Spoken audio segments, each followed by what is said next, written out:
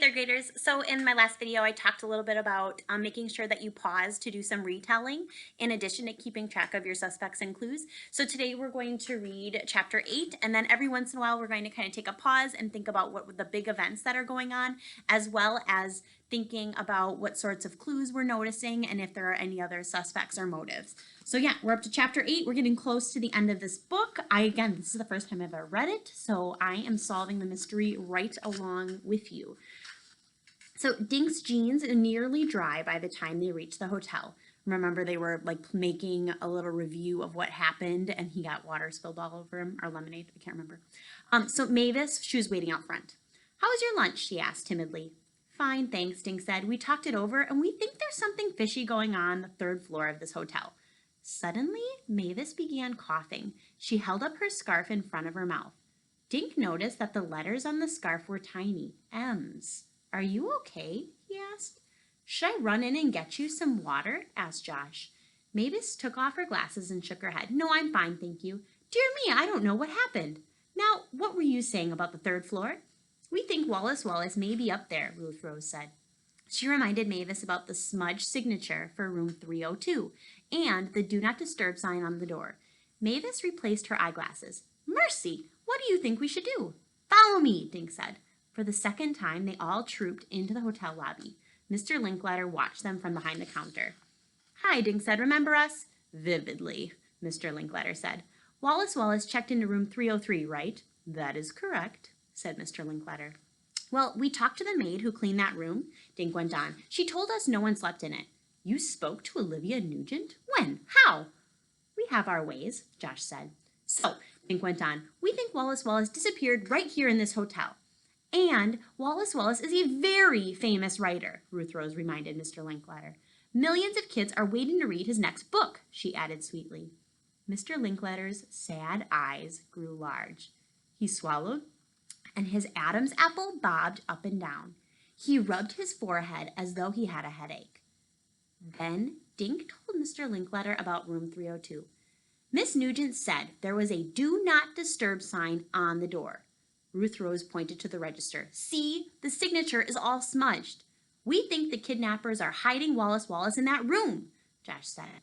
At the word kidnappers, Mr. Linklater closed his eyes. He opened a drawer, took out a bottle of headache pills, and put one on his tongue. "Just to be on the safe side, perhaps we should check both rooms, Mr. Linklater," Mavis said quietly. "It'll just take a minute," Dink said. Mr. Linklater let out a big sigh. "Very well, but this is most unusual. Things run very smoothly at the Shangri-La." They all got into the elevator. No one spoke. Dink watched Mr. Linklater juggling his bunch of keys. Mr. Linklater kept his eyes on the little arrow telling them which floor they were on. The elevator door opened on the third floor. Mr. Linklater unlocked room 303. "Most unusual," he muttered. The room was empty and spotlessly clean. "Strange, very strange," Mr. Linklater said. Remember, that is what Livy said about room 303. The bed was made, hadn't looked like it had been slept in. They moved to room 302, where a do not disturb sign still hung on the doorknob, which is what Livy said. Mr. Linklater knocked. They all leaned toward the door. "Listen, I hear a voice," Josh said. "What's it saying?" Ruth Rose asked. Then they all heard it. The voice was muffled, but it was definitely yelling, "Help!" And that is the end of chapter 8. It was nuts. So I have to show you a picture. They all were running in the hall, and now what we heard was a muffled "Help!" Okay. So a couple things that we need to pay attention to when I think of the big things that have happened.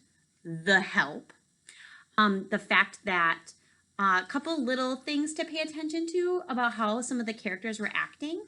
Mr. Linklater, the fact that he swallowed hard and his eyes grew large and he took some medicine for a headache. I don't know if that he's just stressed out that something bad may have happened in his hotel, or whether he seems like he's a little bit upset because he has something to do with all of this. Though he did just let them in he let them in room 303 and was ready to let them in 302 when they heard the help.